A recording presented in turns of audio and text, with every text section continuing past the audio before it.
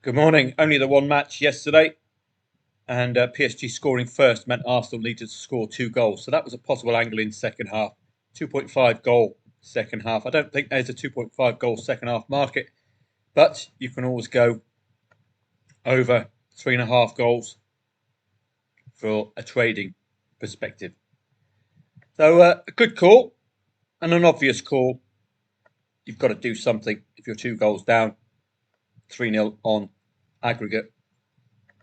On to today, and we have initially FC Copenhagen Viborg looks of interest. Bristol City and Sheffield United. Now I've been trying to look for semi-final scores. Certainly finals. Well, you can even see the finals there. They tend to be tight. 1-0, 1-1, 1-0. At least the last 3 years. 4 consecutive under 2.5 goal finals. Is that going to continue on through into the semi-finals? For me, I think they will. 1-0s, 0-1s, that kind of thing. We'll certainly see if that's the case today. Bristol City, Sheffield United, haven't got a clue. Such a high-profile match. Bodo Glimt and Tottenham. We have first leg scorelines to work off. 1-3 to the Spuds. So they don't need to panic too much. I think if they just score a goal, not stuffing out of Bodo Glimt, who can then rely on Norwegian Elite Serie dominance.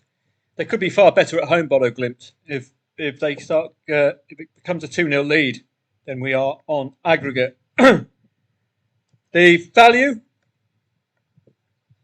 could be to back Bodo Glimt and back Atletico Bilbao in the to qualify market. It's already a 3-0 Manchester United lead, but this is Manchester United. Was it Porto they were at? They were leading 3-0, and that went to 3-3. So Manchester United this season, very, very gettable, aren't they? Chelsea already a comfortable lead against Djurgården. It's a bit tighter, Fiorentina and Betis. The onus, I think, on Betis to get the first goal here. It's 1-2. No, it's Fiorentina, the Viola, to get the first goal, to get that on aggregate. So important. Value for me, backing Atletico Bilbao and Bodo Glimt in the to qualify markets. Just it'll give you a trading angle at very, very low odds. And we do know that Tottenham and Man United, the wheels can fall off at any time. The ATP singles continue with high quality European events on the road to the French Open. Any surprises yesterday? Well, we just look at the initial odds. You'll see that Hijikata opened the scoring with the first set against Corentin Moutet. 1.29 favourite, quick response, second set. And that's nice and simple, isn't it? That's the angle you want.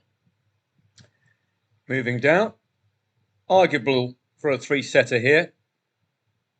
2 solid player, Carino Buster Cap in your ass, and Ugo, South Americans and Spaniards, pretty adept on clay.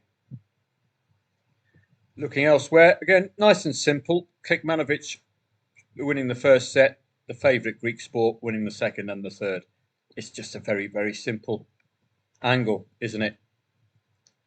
So you just work your way down. I take my cues from the market, but I don't automatically follow the market. We've got a 6-0 lead for Passaro, an Italian in Italy, not favourite. Something you'd expect. Some Italian fight.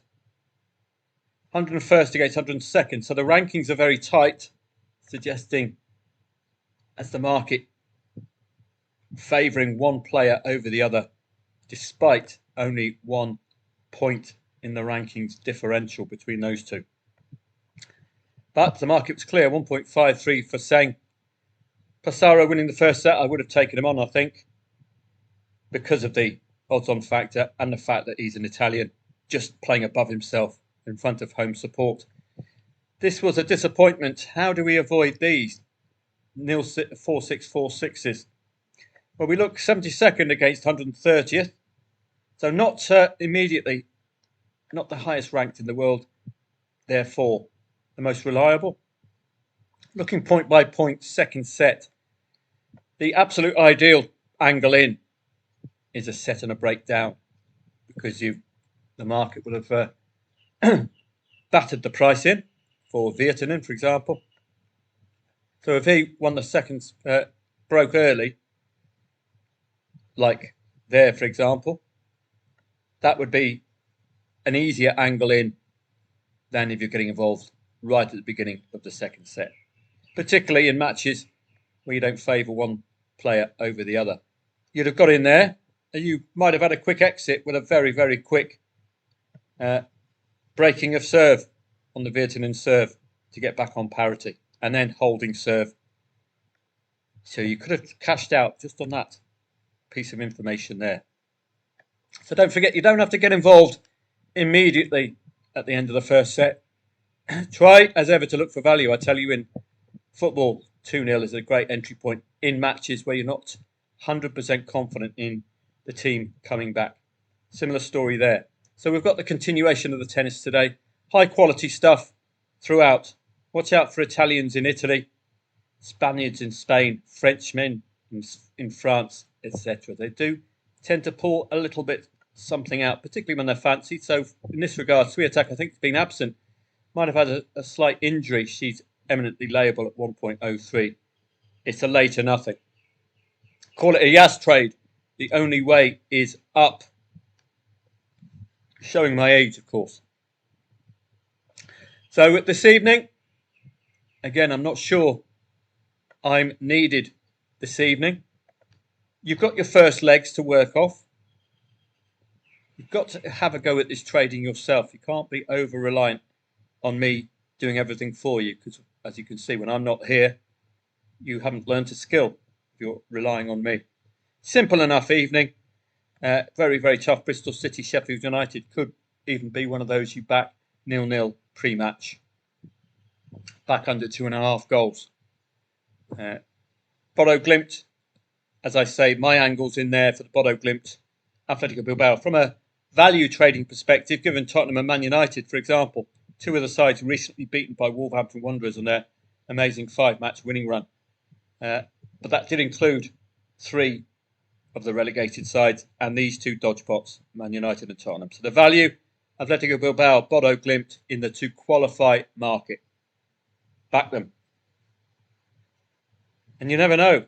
Wheels could fall off. Certainly the market's not discounting Bodo Glimt, as you can see there. They score first. It's tight already. So this one's far too clear-cut, and Fiorentina must score the first goal.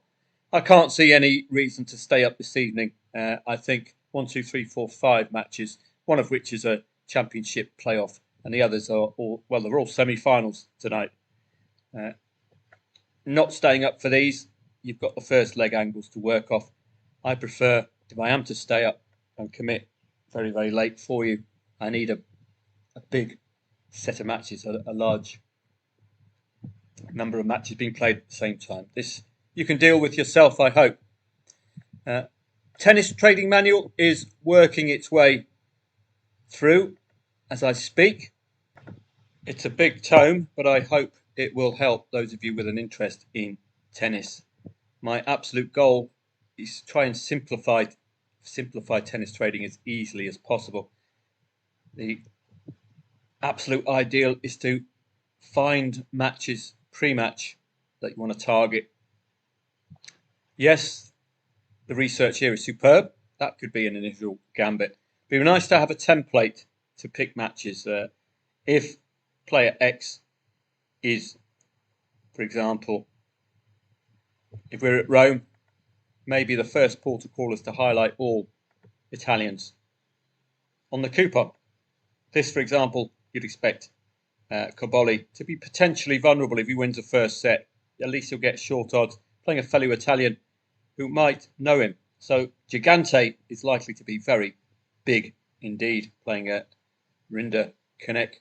So maybe a first sweep for the tennis is to look for countrymen, because they might overperform. Then, are the countrymen favourites? Not necessarily. Bellucci not favourite. Fabio Fognini not favourite. Gigante only marginal favourite. 2 Italians playing each other. That's also worth doing. And then maybe a second sweep, matches with players you've seen recently from the Monte Carlo Masters onwards who've caught the eye. For example, Musetti, if I saw him here, he would be straight on the watch list because he is in some excellent form. Don't know too many of these players, so the next port of call would be to shortlist the odds-on favourites, but there's probably going to be far too many odds-on favourites to shortlist. Shortlist the ultra shorties then, 1.6 and lower. So that would be these two. Fonseca. So work my way through like that, and I'll have a set of matches to work off. Don't forget, when you're trading, use the website of the Italian Open Tennis Rome website. Use the official website. You can get some good information there, as well as more accurate live scores. You'll have to find the website. There's one for every single tournament. They are high class, particularly when you get to the French Open, for example. Then you'll start seeing the live score facility very, very useful indeed. So this looks to be all in Italiano. But go to the website of the actual tournament for the scores, I would suggest. You might pick up a snippet of information as well about injuries, etc. So you can see there, you get a full look at the stats as well. So have a great day. You won't be hearing from me football-wise this evening.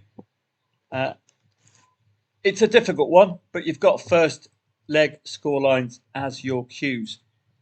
Look to see how the match unfolds. For example, we'd had a kind of a plan for the Arsenal match yesterday. If Paris Saint-Germain scored first in the first half, which they did, you'd be looking naturally for over 2.5 goals in the second half. Two of those goals came in. You've got a really good tune out of the market there. So that's something to look for today in these qualifiers as well. Do you have a pre-match determination of what might happen? Is one of the sides in such a deficit that the thought of a first half goal could enter your mind? Bodo Glimt, for example, 2-goal deficit. Atletico Bilbao, they could shock this evening. Could potentially see a goal before half-time in that potential match as well.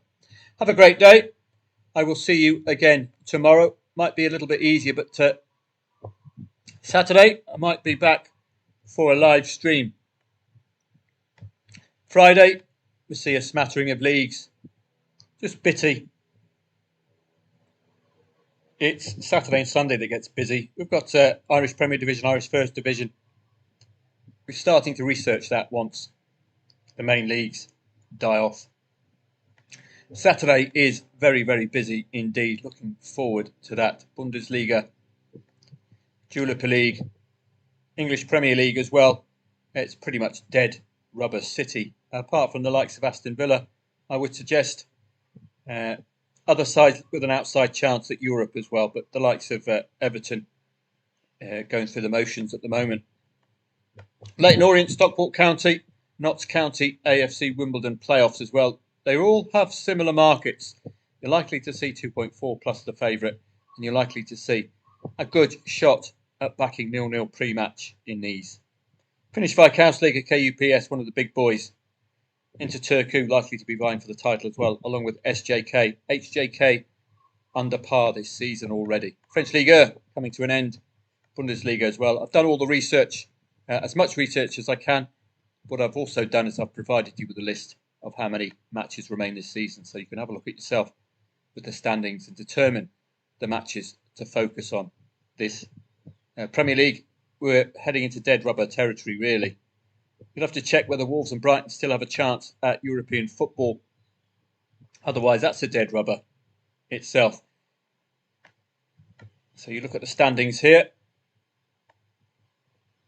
Aston Villa's the team to catch. 8 points shy, with I think 3 matches remaining for Brighton. It's extremely unlikely that Aston Villa are going to cock things up here. So I think for me, that's entering dead rubber territory, isn't it? But sides like Wolves, 5-match winning streak prior to this, would be keen to get back on winning ways. 1-0 loss only to Manchester City continues that positive outlook for Wolverhampton Wanderers.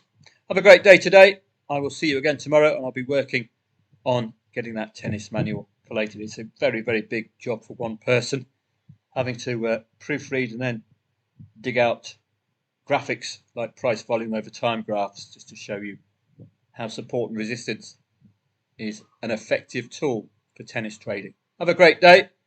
Good luck if you're playing this evening. Don't forget, in the semi-finals in Europe, you've got the first leg to work off. Just to remind you, my value angles this evening, given we've got a couple of Premier League dodge pots, is to back Atletico Bilbao in the to qualify market and back Bodo Glimt in the to qualify market, as long as it's live, the to qualify market, because the odds will move therefore if Bodo score and if we get on parity. You'll get extremely good odds because there's a big scoreline difference already from the first leg. Have a great day, and I'll see you again tomorrow.